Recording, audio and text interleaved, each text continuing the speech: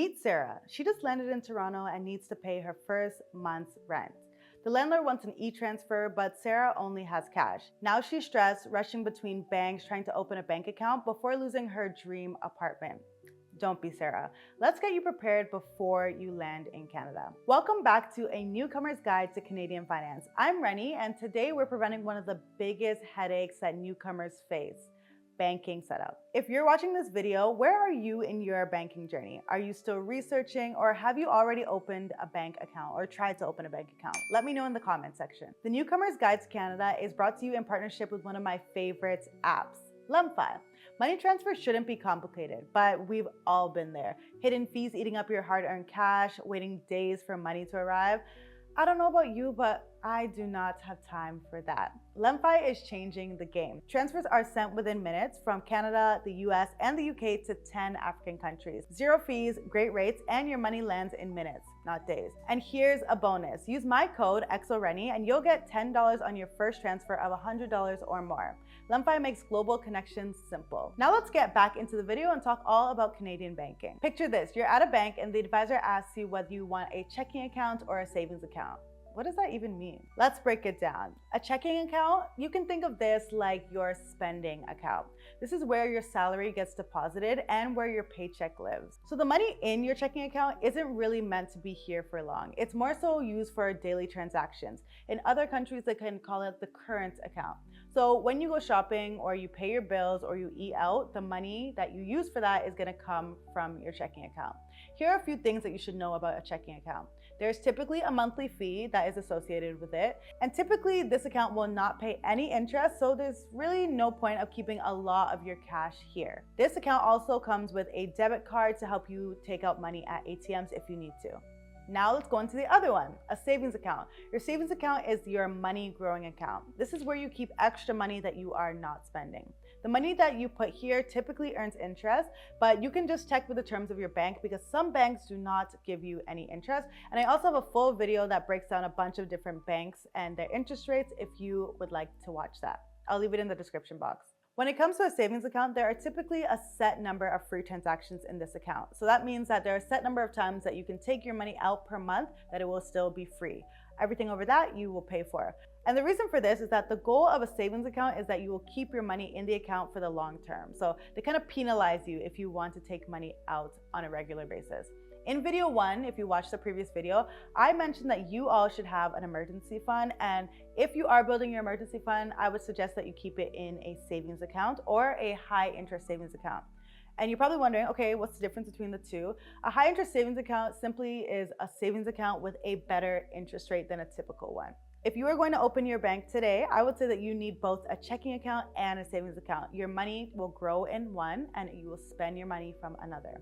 So let me know in the comment section, in your home country, does your bank offer any similar account types? And if so, what are they called? As I mentioned earlier, in Nigeria, where I'm from, they call checking accounts current accounts. So what do they call them in your country? Let me know your experience. Now let's go on to the bank selection journey. Which bank do you actually open? Let me take you through a typical day of banking in Canada. In the morning, you tap your phone to pay for your coffee. In the afternoon, you e-transfer your friend for lunch. And in the evening, you set up bill payment. The common theme here is that you can pretty much do everything that you need from your bank without using any cash. I, for one, have barely used cash over the past few years unless I'm traveling to another country. So this is really why choosing the right bank matters. Here are 4 different pieces of criteria that I would say you should consider before you choose a bank. The first one is monthly fees. How much are they going to charge you to hold your money there? Some banks charge a lot and some charge very little, or sometimes they're even free. So just make sure you're picking something that's within your budget. There are student accounts, and across the country, if you're coming here as a student, typically all student accounts are free for the period of time when you are in school. But regular accounts, when you're not a student, can go anywhere from $0 per month all the way up to $30 a month. $30 a month adds up to $360 in a year, and personally, I don't think we should be paying that much for our money to be in a bank. One way that you can avoid these fees or have the bank waive these fees is that if you keep a certain amount in the account, which we call a minimum balance, they will waive the fees. So they will say, okay, Reni, if you want to open an account with us, We will waive your $15 per month fee, but you have to keep $5,000 in your checking account at all times. Personally, my personal opinion, I don't think you need to do any of this in order to bank with somebody. Also, because you are all newcomers who are watching this, in Canada, most banks will offer you a free newcomers account. So if you're just coming here, take advantage of this. It's free banking, but be aware that after a year or two, they will typically start charging you. So the goal is that they get you when you're fresh and they want you to stay for the rest of your life in Canada and they want you to stay with that bank. But remember, you always have a chance to leave. You're never stuck to a bank. So first, start off there and just know when they are going to increase your fees. The second thing you should look for when you're choosing a bank is branch and ATM access. So when choosing a bank, you should consider your own location and where that is in relation to the brick and mortar locations of the bank. So what that means is if I live in Toronto, does this bank have locations in my area of Toronto? Or am I gonna have to travel 30 minutes to ever find a location of this bank? Again, a lot of things can be done online, but some things we really have to go into the bank for in person. So just make sure that there's a bank that is close enough to you that it doesn't become a problem. And you also want to look at where the ATMs are. So ATMs are not only within the bank, but a lot of times there are standalone ATMs that banks have in gas stations or in other places that are popular. So just see if there are ATMs that are close to you in case you want to take out cash. Remember, if you choose TD Bank to open your account with, but there are only RBC ATMs around you, if you need to take out cash from the RBC ATM, they are going to charge you an additional fee to take out your cash. For me personally, at this point in my life, it doesn't really matter if there are brick and mortar locations near me because I do 99% of my banking online. But I think in the beginning of your journey, when you're just entering a country, it may be important for you to have a bank that has a location near you. Now on to the third thing, digital banking features. As you transition more to the Canadian way of doing banking, you'll realize that you really want to choose a bank that has a strong mobile app so that it's easy to use. Personally, I have used a lot of different banks here, and my top three that I would say would be TD Bank. Their app is really nice, EQ Bank, and Neo Financial. They all have really great interfaces on their app, so it's very easy to use. In Canada, we also have these things called e-transfers, and this is basically when you're doing a bank-to-bank transfer, but you use your email in order to send it. So you just need somebody's email, and then you're able to send them a transfer.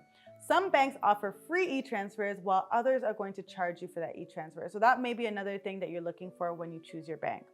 Another thing that I think you should consider alongside this, digital banking thing is, does that bank have mobile check deposits? Of course, most people aren't using checks on a regular basis, but it makes it a lot easier when you can just take a picture of your check and deposit it into your bank from the comfort of your home instead of having to find a location close to you. So just look into that. Especially if you're in an industry that requires you to have checks, make sure you look into that. The last thing that we have is CDIC coverage. This is actually the most important thing to look for when you are choosing a financial institution. Before you choose any bank, make sure they are a CDIC member institution. What that means in very simple terms is that if you deposit money into your bank, if they're a CDIC member, your money is safe there. You have nothing to worry about. Even if the company goes under and they decide to go bankrupt, your money is safe up to $100,000 per account. So make sure that you choose a bank that has CDIC coverage. So now that you've chosen the bank and you're making your way over to go and open your account, imagine you arrive there unprepared and they send you back home. I don't want you to waste your time and effort going all the way to the bank. So here is a document checklist. So according to the CRA website, here are the things that you need in order to open your bank account. So they said there are two main ways, but we'll focus on the most popular way, and that is that you need to provide 2 documents from a reliable source. One document will indicate your name and address, and the second document will indicate your name and date of birth. So examples of things that you can bring for them would be identification issued by the Government of Canada or the government of one of the provinces here in Canada, recent notices of tax assessments issued in Canada, recent statement of benefits by the Government of Canada, the recent Canadian public utility bills, recent bank account or credit card statements, or a foreign passport. So I know you may not have all of those, but hopefully you have at least 2 of them because that is what you will need to open a bank account. And I would say you definitely have a passport, so you can use that. And maybe one of your utility bills would be a great second thing to use. Also, if you want to open a student account, they're gonna ask if you have proof to prove that you are a student. So that's another thing that you may need to bring. So just take a mental note to see which documents you currently have and go prepare for the ones that you don't. don't. So now let's go into the opening process. We're finally opening our bank account. You have two different paths. The first one is the traditional path where you walk into a branch, you meet with an advisor with all those documents I mentioned, and then you walk out with a debit card. This is quick, simple, easy, but obviously it requires you to go in person and talk to somebody. The second option is the digital path, the more modern path. You open everything from your couch and you verify that you are who you are by a Face ID service that they may have in their app, a video call, or any other identification measures that the bank may have. After that, the card will arrive in the mail. So this one takes a bit longer because you have to wait for the card to arrive, but if you're not in a rush, that is definitely something you can look into. For many newcomer accounts, you probably will have to take the path where you go in person. Just a note. Okay, so now you have your bank account open. Great. Remember when I said that Canada is pretty cashless? Here is your digital banking starter pack. So the must-have setup. First, download your bank's mobile app. This will make life a lot easier for you. So just go in the App Store, whatever phone you use, and download the bank's mobile app. Second, enable e-statements. So instead of getting a bill sent to your house every month or a statement of your account sent to your house every month, download or enable e-statement. This way you'll receive your statements via mail, and this will reduce fees as well because they typically charge if you want to receive them by paper. Next, link your card to your digital wallet. So here, as I said, we pay for everything using our cards. So you can actually connect your banking card to your phone using Apple Pay or Google Pay. The next thing you should do is set up your e-transfer through the app. So you just have to go in and register for e-transfers, which means if I give you my email address, you can send me money and vice versa. The next thing that I think you should set up is smart alerts. So there are a lot of smart alerts out there, but I'll name a few. The first one is minimum balance ones. If your balance drops below a certain amount, I like to put $100. If my balance goes below $100, my bank notifies me that I do not have a lot of money in my account.